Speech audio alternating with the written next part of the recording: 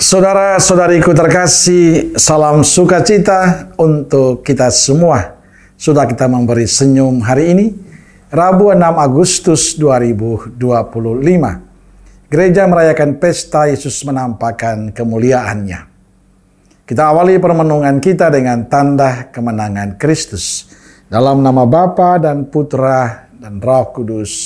Amin.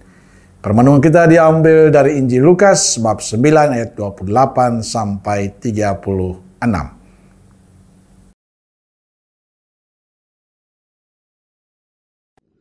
Yesus membawa Petrus, Yohanes, dan Yakobus lalu naik ke atas gunung untuk berdoa.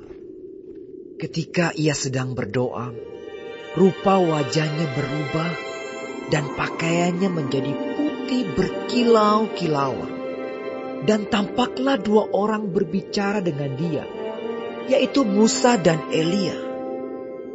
Keduanya menampakkan diri dalam kemuliaan dan berbicara tentang tujuan kepergiannya yang akan digenapinya di Yerusalem. Sementara itu Petrus dan teman-temannya telah tertidur.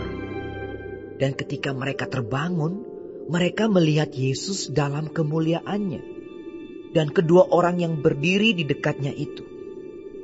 Dan ketika kedua orang itu hendak meninggalkan Yesus, Petrus berkata kepadanya, "Guru, betapa bahagianya kami berada di tempat ini. Baiklah, kami dirikan sekarang 3 kemah. 1 untuk engkau, 1 untuk Musa, dan 1 untuk Elia." Tetapi Petrus tidak tahu apa yang dikatakannya itu. Sementara ia berkata demikian, datanglah awan menaungi mereka. Dan ketika mereka masuk ke dalam awan itu, takutlah mereka. Maka terdengarlah suara dari dalam awan itu yang berkata, "Inilah anakku yang kupilih. Dengarkanlah dia." Ketika suara itu terdengar, nampaklah Yesus tinggal seorang diri. Dan murid-murid itu merahasiakannya. Dan pada masa itu, mereka tidak menceritakan kepada siapapun apa yang telah mereka lihat itu. Saudara-saudariku terkasih, hari ini gereja merayakan pesta Yesus menampakkan kemuliaannya. Kita sering menyebutnya dengan pesta transfigurasi.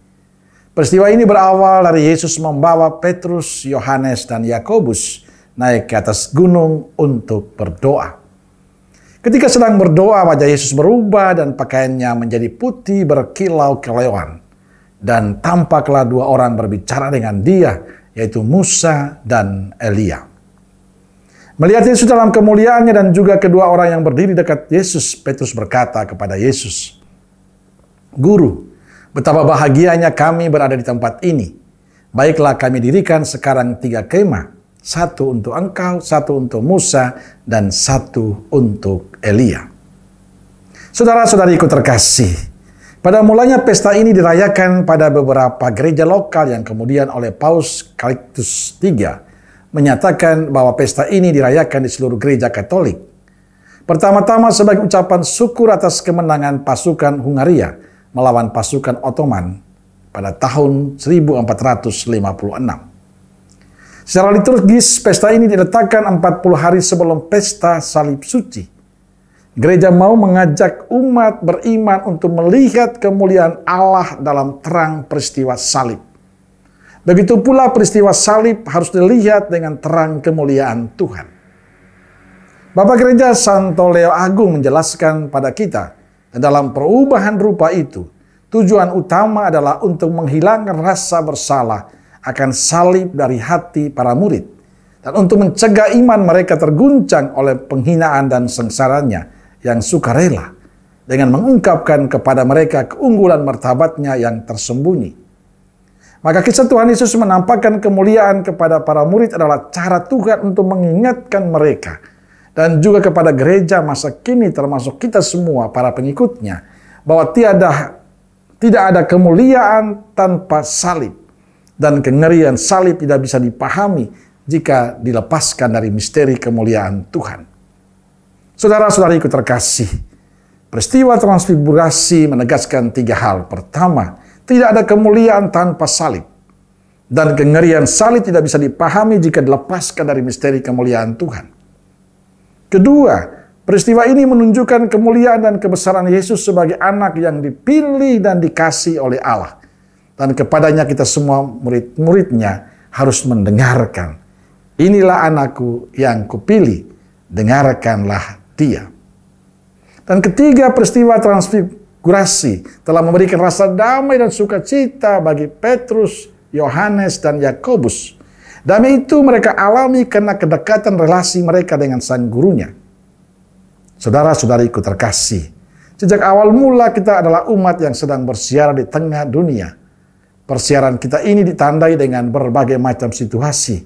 Kita berhadapan dengan suka duka kehidupan ini, kesulitan, kemudahan, sakit, sehat, jatuh bangun. Kita menyebutnya sebagai salib yang harus kita pikul. Nah, itu tanda kita sebagai murid Kristus. Karena itu marilah kita melanjutkan persiaran salib kita ini dengan bersukacita. Karena kita memiliki pengharapan bahwa kemuliaan Tuhan sedang menanti kita yang percaya, yang berbuah dan yang setia kepadanya. Orang yang percaya, yang selalu punya pengharapan pada Kristus, yang menjalani hidupnya dengan sungguh-sungguh dan percaya akan kuasa Tuhan, tidak pernah akan sia-sia. Selalu ada sukacita yang Tuhan berikan untuk kita. Amin. Semoga Allah yang Maha Kasih memberkati saudaraku sekalian, Bapa, Putra, dan Roh Kudus. Amin. Kalau Roh Kudus Nazaret, doakanlah kami. Amin. Berkah dalam.